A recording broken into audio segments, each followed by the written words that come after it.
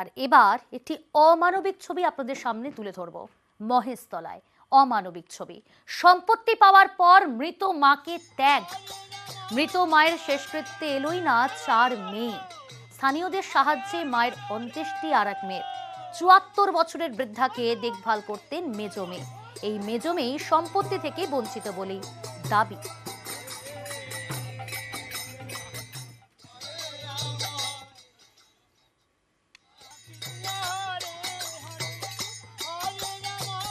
তো কাজ করে খেতেই হবে, নাহলে মাকে খাওয়াবো কি নিজে খাবো কি? এর জন্য আমাকে কাজে যেতে হয়। পাড়ার ছেলেদের ভরসায় বা একটা কাজের মাঝে আমি রেখেছিলাম, এবং আমার বোনেরা কোনো রকমই সাহায্য করেনি। এতদিন মা না খেতে পেয়ে অভাবে অটনে তাড়াতাড়ি মারা গেল। 7 বছর হয়ে গেল। 7 বছর। আমার বাবা 2018 সালে মারা গেছেন। হ্যাঁ, তখন থেকেই আমার মা আর কি ক মাসের মধ্যেই এই অসুস্থতা হয়। হওয়ার পরে এরা কোনোভাবেই আমার মাকে সন্তান থেকেও আজকের এই অবস্থা। হ্যাঁ,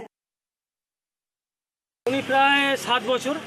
আপনারাই সহযোগিতা করেছেন? হ্যাঁ, আমরা সবসময় ক্লাব থেকে হয়েছিলেন। ওনার প্যারালাইজ হয়ে গেছিল, প্রায় 3 বার প্রায় প্যারালাইজ। সন্তান থেকেও এরম অবহেলা? হ্যাঁ, শুধুমাত্র জায়গা নেওয়ার জন্যই এসেছিলেন। বাবা যখন 4 সন্তানকে জায়গা লিখে দিয়েছেন, তাদের পরবর্তীকালে আসার কোনো প্রয়োজন হয়নি। তারা জায়গা বিক্রি করে এখান থেকে টাকা নিয়ে চলে গেছে। আজকের তিনি দুনিয়া ছেড়ে চলে গেলেন, একবার দেখতেও এলেন না?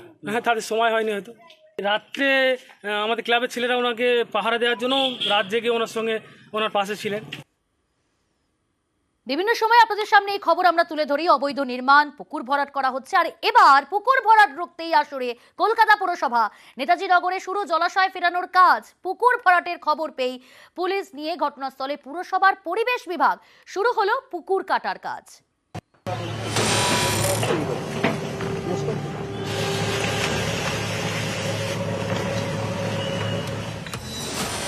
আবর্জনা ফেলে পুকুর ভরাট হচ্ছিল, সেটাই আগের চেহারায় ফিরিয়ে দেওয়ার কাজ শুরু করলো কলকাতা পুরসভা।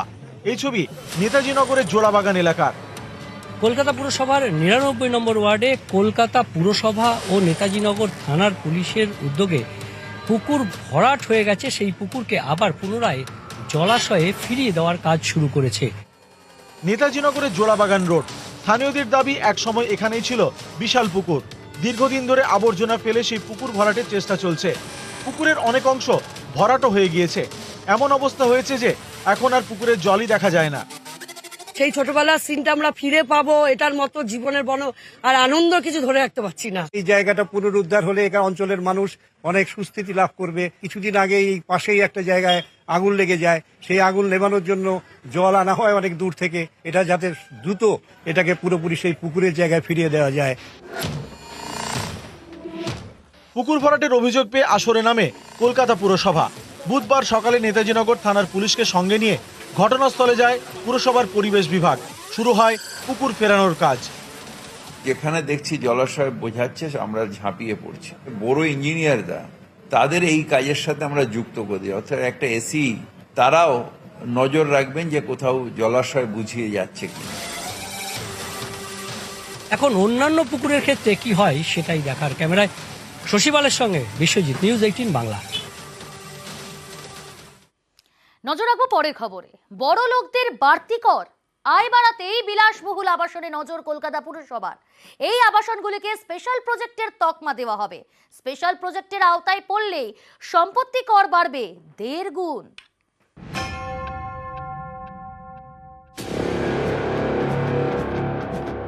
আয় বাড়াতে নতুন প্ল্যান। কলকাতা পুরসভার নজর বিলাসবহুল আবাসনে। বিলাসবহুল আবাসনগুলিকে দেওয়া হবে স্পেশাল প্রজেক্টের তকমা। স্পেশাল প্রজেক্টের আওতায় পড়লেই সম্পত্তি কর বাড়বে 1.5 গুণ। এবার বিশেষ আবাসনে বাড়তি কর।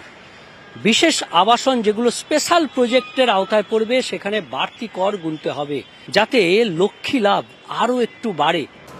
পুরসভা জানিয়েছে, স্পেশাল প্রজেক্টের আওতায় সেই সব আবাসন পড়বে যেখানে রয়েছে একাধিক টাওয়ার, সুইমিং পুল, রেস্তোরাঁ, মার্কেট, জিম এবং খেলার মাঠ। এই তালিকার এক বা একাধিক সুবিধা যে আবাসনে রয়েছে, সেই আবাসনই পড়বে কলকাতা পুরসভার স্পেশাল প্রজেক্টের আওতায়। কলকাতায় সম্পত্তি কর পুনর্মূল্যায়নে এক জায়গার এক রকম কর। বস্তি এলাকায় এক ধরনের কর, আর বড় লোকদের জন্য আলাদা কর। এই কর পুনর্মূল্যায়নের পরেও দেখা যাচ্ছে অনেক বস্তি এলাকায় সেখানে বহুতল উঠছে, আর সেই বহুতলে বড়লোকদের বসবাসের জন্য এবার বিশেষ কর কলকাতা পুরসভার। 2022-23 অর্থবর্ষে কলকাতা পুরসভা সম্পত্তি কর থেকে আয় হয় 1120 কোটি 35 লক্ষ টাকা। সেটাই 23-24-এ বেড়ে হয় 1210 কোটি 49 লক্ষ,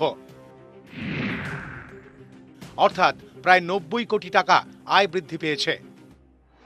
এর পিছনে রয়েছে পুরসভার 3টি পদক্ষেপ: করের আওতার বাইরে থাকা সম্পত্তিকেও করের আওতায় আনা, বকেয়া কর আদায়ে বিশেষ নজর, এলাকায় এলাকায় ক্যাম্প, কর ব্যবস্থাকে সরলীকরণ করা, অনলাইন সিস্টেমে কর তোলা, এই সুবিধাটা করে যাওয়ার পরে আমাদের করের যে এটা হচ্ছে। 24-25 অর্থবর্ষে সম্পত্তি কর থেকে আয় আরও বাড়াতে চাইছে কলকাতা পুরসভা। তাই এবার নজর বিলাসবহুল আবাসনে, বড়লোকদের বাড়তি কর। ক্যামেরায় শশী পালের সঙ্গে বিশ্বজিৎ সাহা, নিউজ 18 বাংলা।